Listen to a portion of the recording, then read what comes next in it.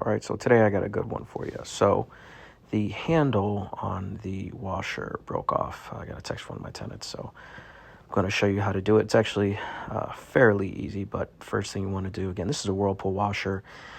Depending on what type of wash you have, but for the most part, I'm going to show you how to do it on a whirlpool. First you want to do is you want to take the screws out of the side. All right. Make sure you set them in a place you remember you put them. A lot of times I set things and I forget it, but you just want to get those up, and then that just actually just opens just up, just like so. Both sides. It's kind of, there's little like hinges on the side you'll see, but obviously I'm doing this one-handed, which always makes it fun.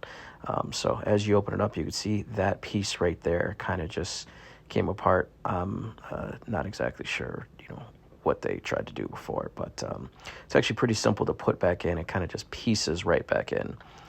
So that's the hole, that's the opening there.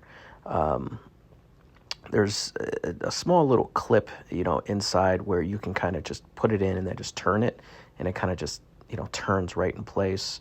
You may have to play with it a little bit, but that is basically it.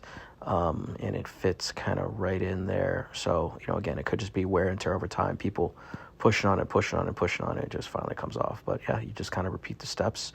You just want to put the screws back in. Again, there's kind of a clip that it has to kind of clip into on the sides, and then find your screws, put your screws back in, screw them back in. You don't want to, over screw them too tight.